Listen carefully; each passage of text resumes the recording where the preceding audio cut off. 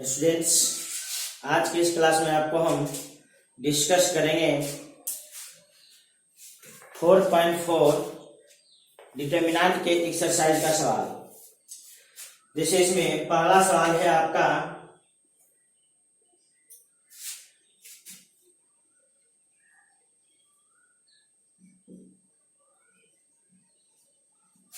देखिए, पहला में आपका दो सवाल है।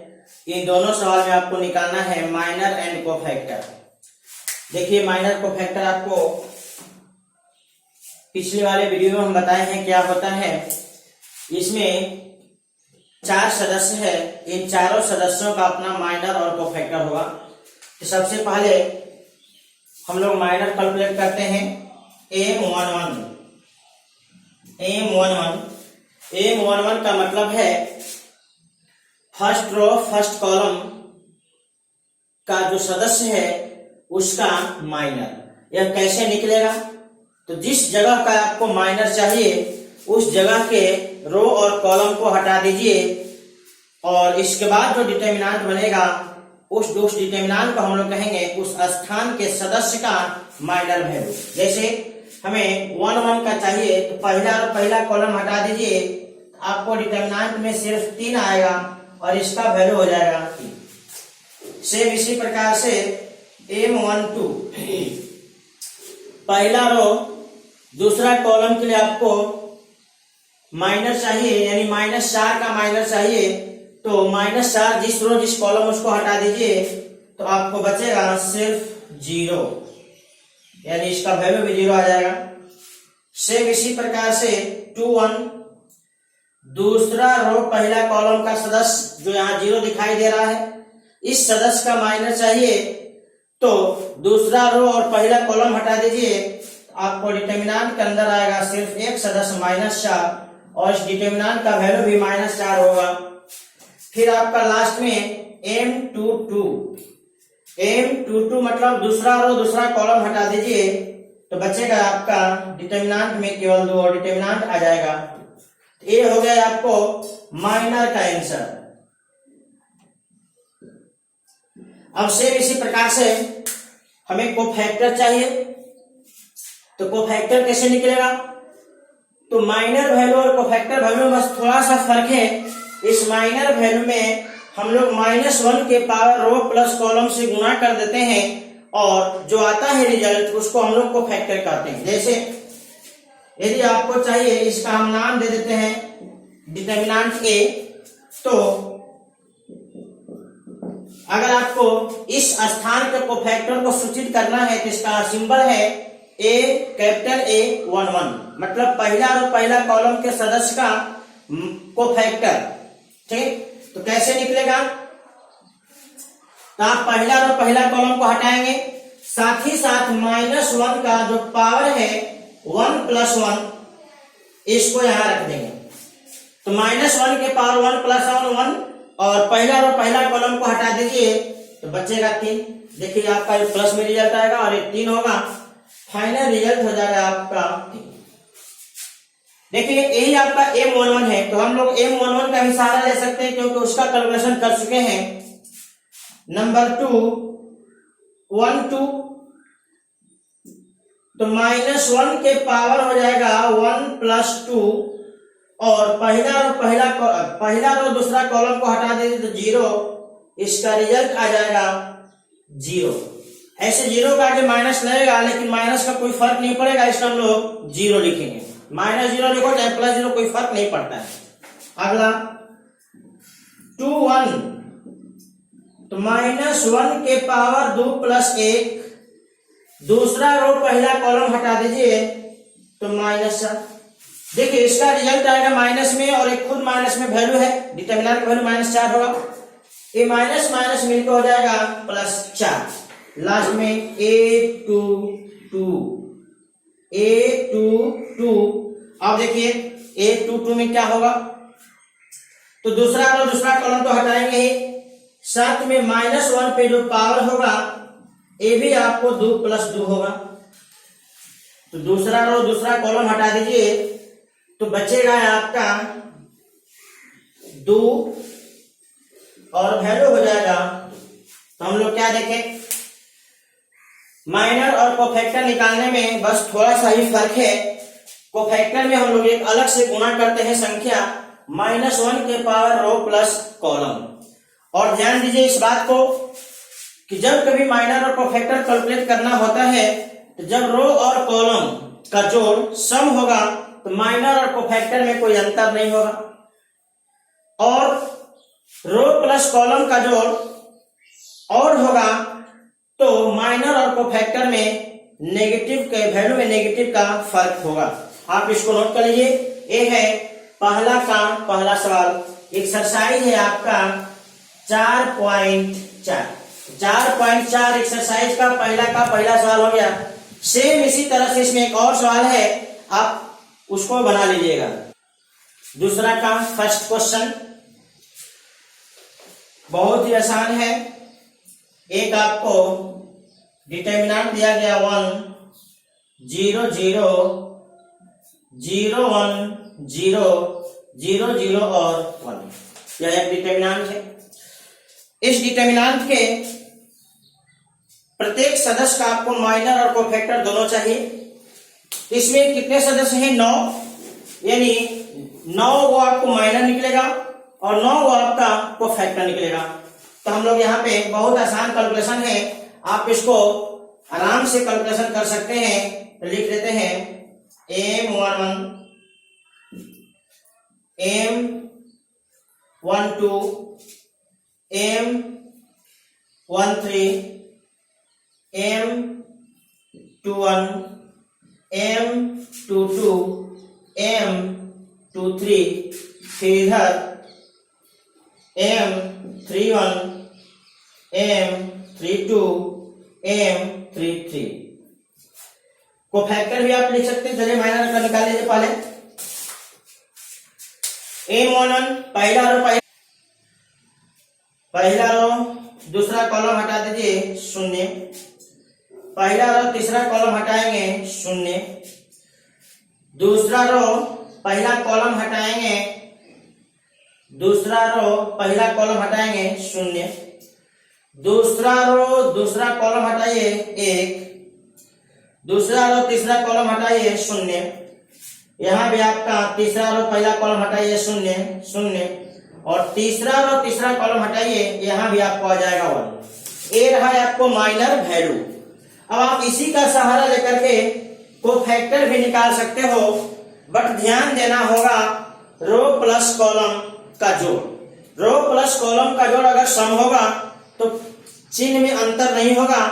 अगर रो प्लस कॉलम का जोड़ विषम होगा यानी ऑड होगा तो चिन्ह आपका बदल जाएगा।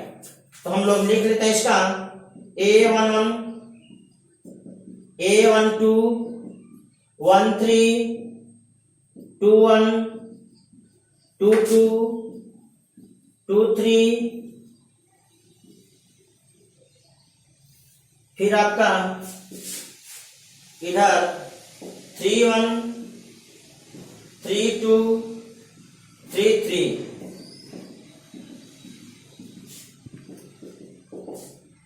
गौर से ध्यान दीजिए, रो प्लस कॉलम का जो सम है इसलिए कोफैक्टर में अंतर नहीं होगा, तो कोफैक्टर हो गया 1।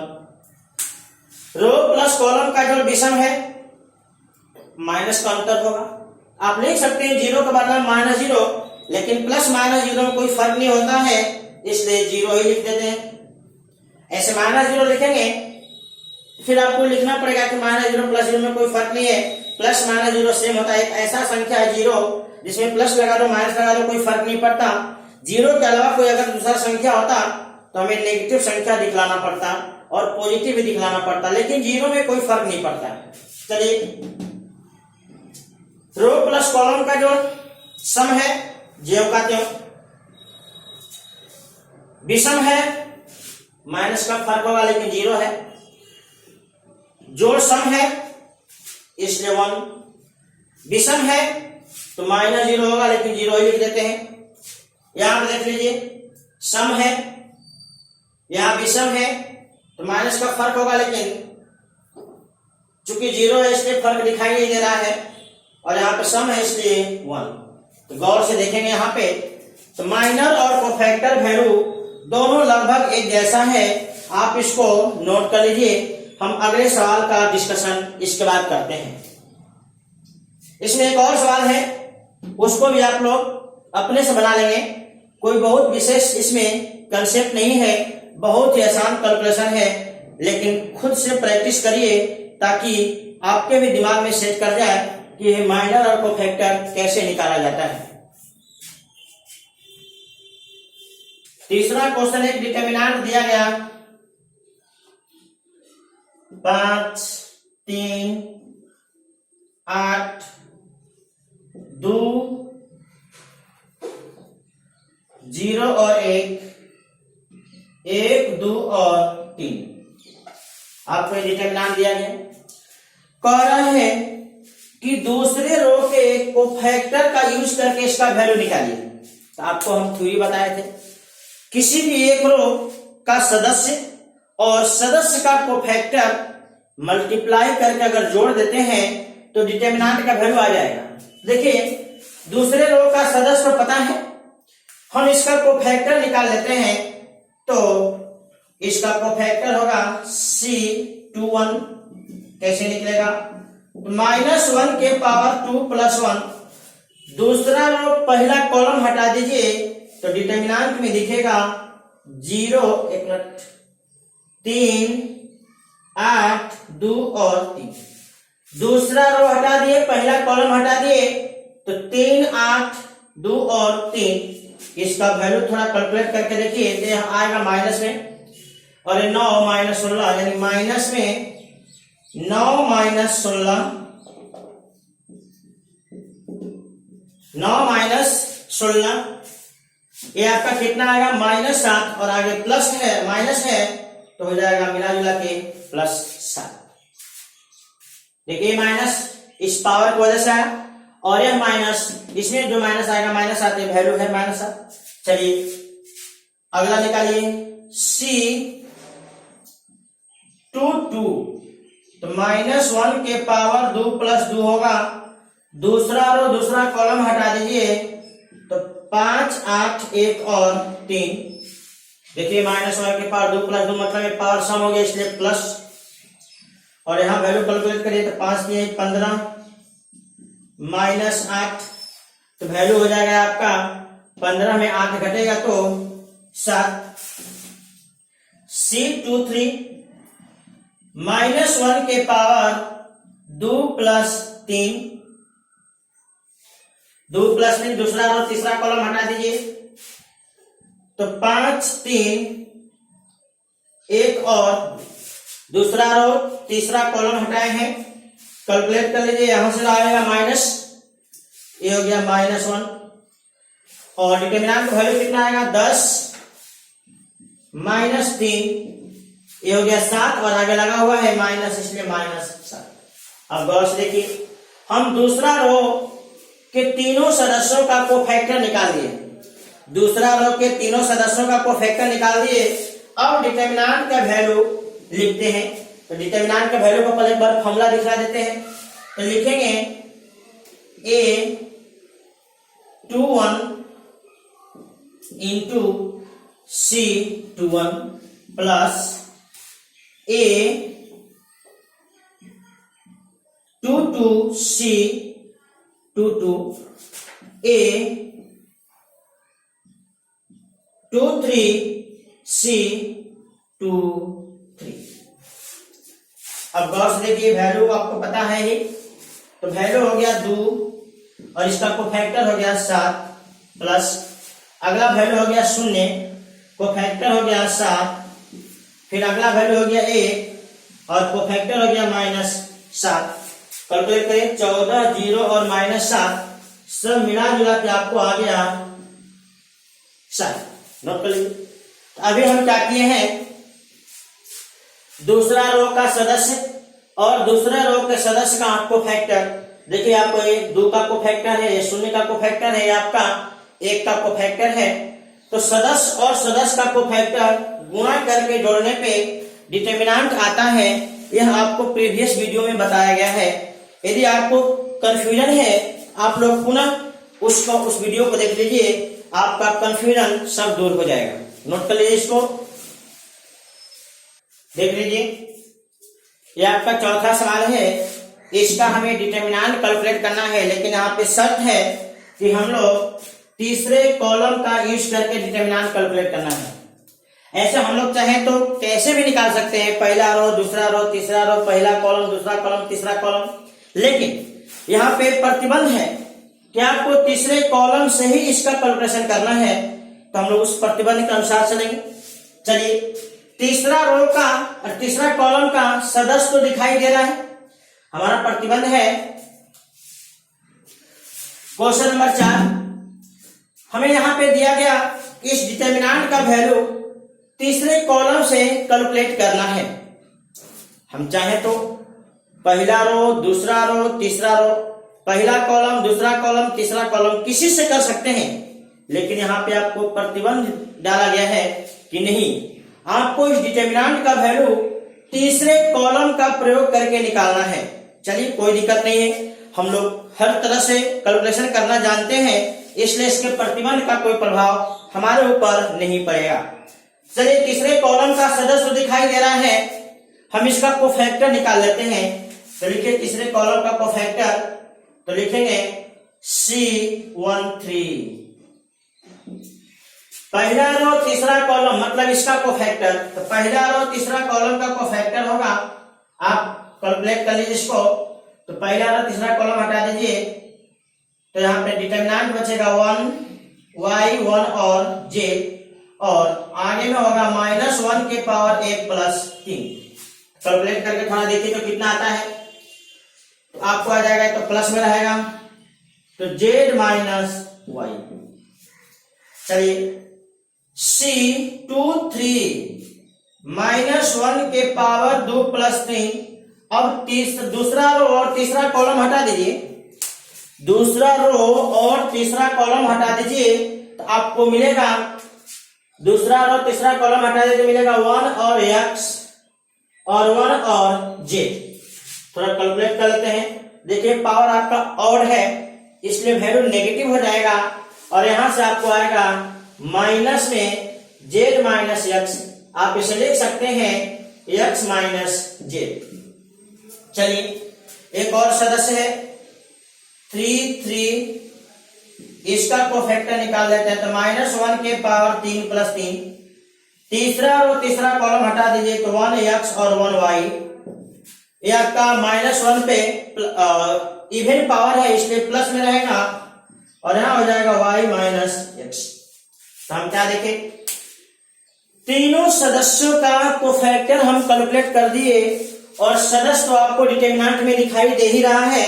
अब इसके वैल्यू को कैलकुलेशन करते हैं, तो लिखेंगे सीधे डेल्टा का वैल्यू। डेल्टा का वैल्यू देखो, पहला सदस्य है yj,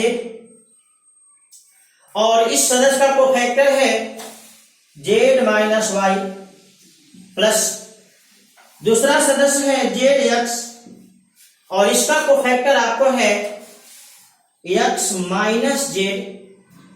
तीसरा सदस्य है xy, और इसका आपका कोफैक्टर है y minus x, y minus x।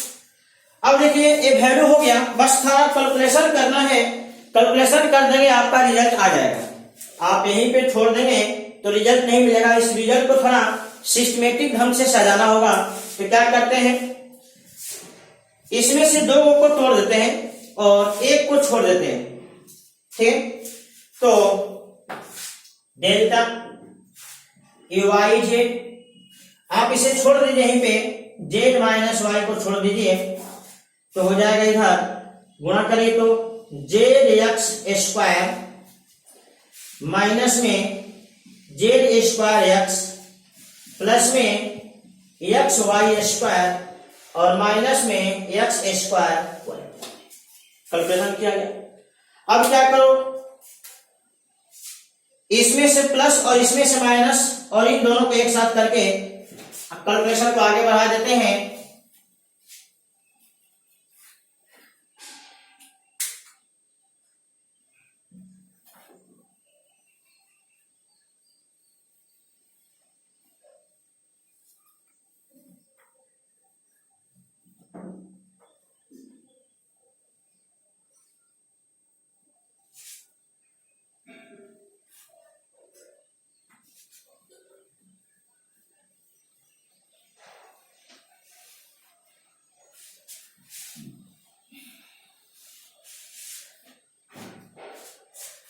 चलिए थोड़ा कैलकुलेशन को आगे करते हैं। तो हो जाएगा डेल्टा बराबर वाई जेड माइनस वाई। अब देखिए इन दोनों में कुछ कॉमन दिख रहा है, तो कॉमन है आपका एक्स स्क्वायर और आएगा क्या जेड माइनस वाई। इन दोनों में आपका कॉमन है एक्स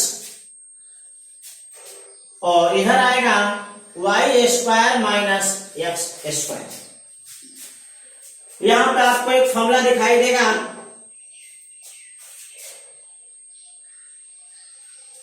एक Y square minus Z square होगा यहाँ पे। तो यहाँ पे आपको एक फॉर्मूला दिखाई देगा A square minus B square. इसको थोड़ा तोड़ दीजिए तो लिखेंगे एक्स वाई माइनस जेड और वाई प्लस जेड। इधर आपका सब जेम कहते हैं वाई जेड माइनस वाई, इधर एक्स स्क्वायर जेड माइनस। गौर से देखिए Z minus Y Y minus Z. आप चाहे तो कॉमन यहां से ले सकते हैं, सिर्फ माइनस का फर्क है तो हम कॉमन ले लेते हैं वाई माइनस जेड। और देखिए वाई माइनस जेड जब कॉमन हो गए, देखो इसमें से माइनस का फर्क है, इसमें यहां पे आ जाएगा माइनस में वाई जेड, यहां आ जाएगा माइनस में एक्स स्क्वायर, यहां आएगा प्लस में X into Y plus Z. थोड़ा कैलकुलेट कर लेते हैं तो वाई माइनस जेड, यहां देखिए minus Y Z minus X square X Y और एक्स जेड। अब एक प्लस एक माइनस इसमें से ले लीजिए,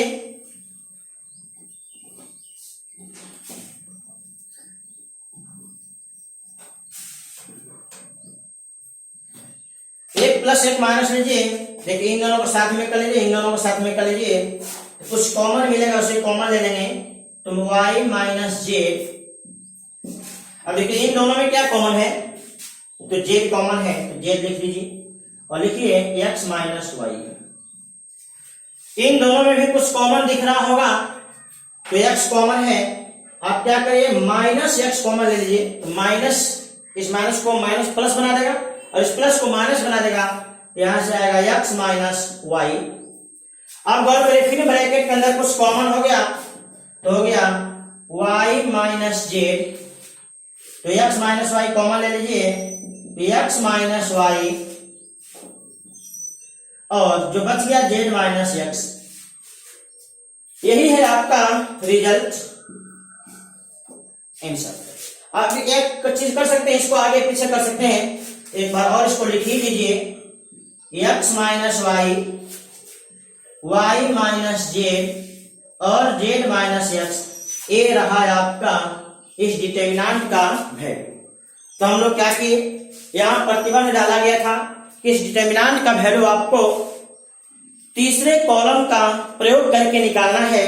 तो हम लोग सबसे पहले क्या किए, तीसरा कॉलम का सदस्य दिखाई दे रहा था, हम तीसरे कॉलम के प्रत्येक सदस्य यानी यहाँ पे 3 सदस्य हैं, तीनों सदस्य का हम बारी बारी से कोफैक्टर निकाल लिए। इसके बाद सदस्य और सदस्य के कोफैक्टर को गुणा करके प्लस में कर दिए, वही आपको कहलाता है डिटर्मिनेंट का। इस डिटर्मिनेंट का वैल्यू आपको कैलकुलेट करना है, आपको उसके लिए ऑप्शन दिया गया, यह समझ लीजिए। इस डिटर्मिनेंट का वैल्यू कोफैक्टर रूप में कैलकुलेशन करके दिया गया है। अब देखना है कि कौन सा इसमें डिटर्मिनेंट का वैल्यू होगा, तो गौर से ध्यान दीजिए। हम आपको बताए हैं थ्योरी में कि डिटर्मिनेंट का वैल्यू कैलकुलेशन करने के लिए किसी एक रो का सदस्य चाहे किसी एक कॉलम का सदस्य और जहां का सदस्य होगा वही का आपका कोफैक्टर होगा। यानी रो यानी कोफैक्टर और सदस्य दोनों सेम रो के होने चाहिए, चाहे सेम कॉलम के होने चाहिए, अलग अलग जगह या अलग अलग रो और कॉलम का नहीं होना चाहिए। इसमें हम लोग जांच करते हैं कौन सा ऑप्शन सही है। देखिए सदस्य और सदस्य का कोफैक्टर अलग जगह का, सदस्य और सदस्य का कोफैक्टर अलग जगह का, सदस्य और सदस्य का कोफैक्टर अलग अलग जगह का, इसलिए ऑप्शन आपका गलत हो गया। नंबर 2, इसमें गौर से देखिए, सदस्य है पहला रो का, सदस्य है पहला रो का और कोफैक्टर है पहला कॉलम का, तो अंतर हो गया, तो ये भी आपका गलत है। गौर से इसमें देखिए, सदस्य है पहला दूसरा रो का और कोफैक्टर है पहला रो का, तो दोनों का रो डिफरेंट हो गया, इसलिए यह ऑप्शन भी आपका गलत है। Option D,